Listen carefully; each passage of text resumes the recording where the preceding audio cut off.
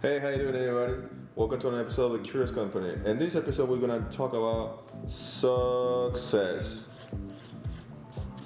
And why I want to talk about success? Because, well, eventually I want to be successful in one in my life.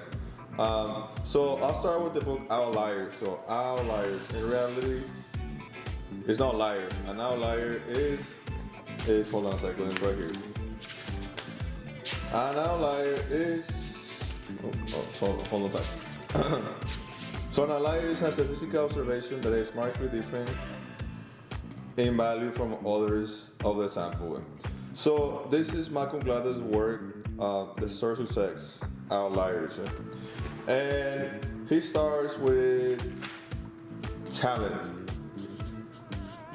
So is talent equal to success? And in reality, I think he says, he points out that, so in reality, we're really bad at picking out talent, as he says in the World Hockey Week.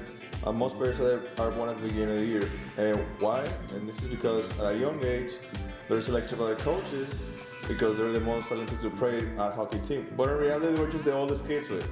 And the same pattern happens in baseball. So like the majority of the kids are born in August, hence the cutoff date for minor league baseball is July 30th. So in reality, talent doesn't equal success because we're just picking up the oldest kids. We're not picking up the most talented ones. So in the next chapter, he talks about IQ. What if IQ equals to success? Is it? So in reality, he says that IQ doesn't equal to success. He points out the guy Chris Lange. I believe that's his name. So Chris Lange has the highest IQ in the world, 195, something like that. This guy's a genius, but in reality, he's not doing anything amazing. It's like, I think he lives in a farm or something. And then there's a study of the termites. The termite study. Termites study right here. So the termite study was, they did I think 700 kids or something like that, and these kids had the highest IQ in the whole United States, and they were like, oh, okay, so these 700 kids at a young age are gonna be the lead of the league at some point in their careers. But in reality, only around 20% of them were like actually quote unquote success. They were like lawyers or accountants. But in reality, they didn't really rock the boat all that much, right? And the other 80% of it were like, sorry about that. So the other 80% were like, they were like so, like, they were like satisfactory. They satisfactory, or they were like, living at their parents' basement, something like that. So in reality, IQ does not equal to success, so we can scratch that out. Okay, so we can scratch the success. Does not equal to talent, right? So not talent, and it's not an IQ. So what about luck?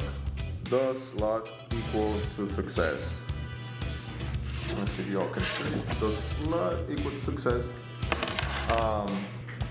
So luck is saying, this is an interesting aspect. Luck does have something to success, and in the book he points out the things about Bill Gates and the Beatles. So Bill Gates and the Beatles. Bill Gates and the Beatles. Bill Gates and the Beatles were born at the right moment at the right time. However, they had to practice. They had to practice first before they were successful. And in this part of the book is where he quotes the amazing, always super common, the 10,000 hour rule. 10,000 hour rule. So what this guy said about the 10,000 hour rule is that you need 10,000 hours of practice at a highly cognitive skill before you can be successful. So in reality, when luck plus practice equals plus luck and practice plus opportunity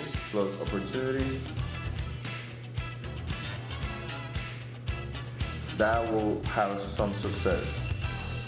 Those are equal success. But first, you need.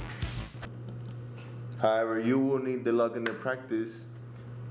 So therefore, by the time the opportunity arrives, you can have some success in your life, right?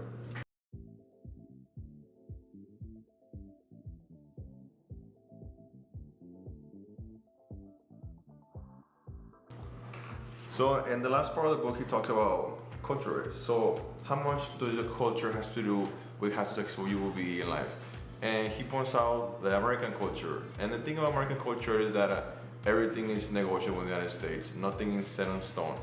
However, he points out the stuff about the Asian culture.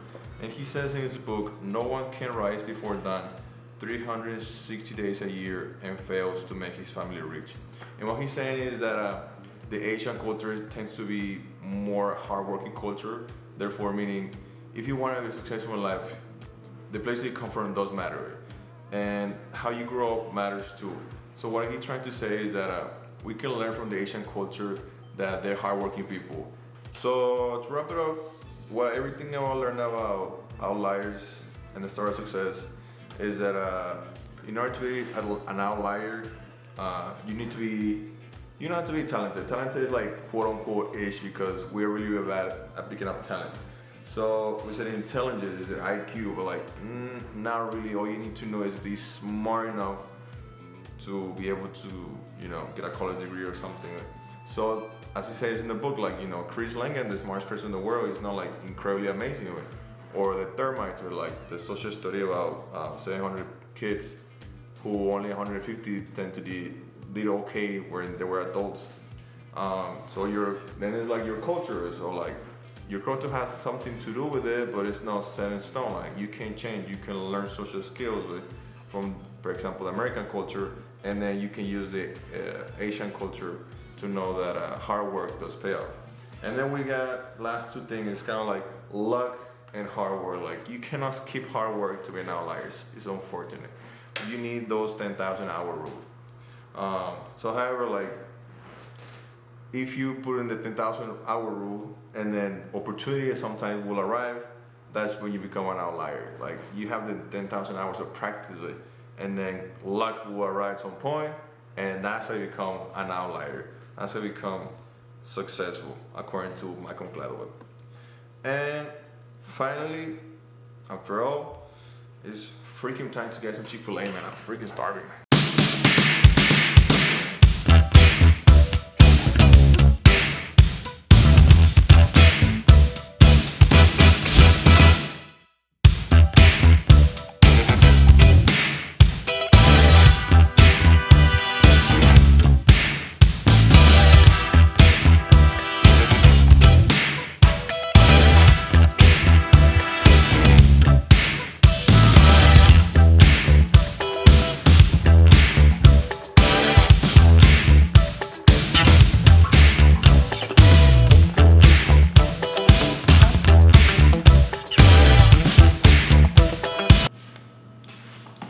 So in the first book, okay, one more time.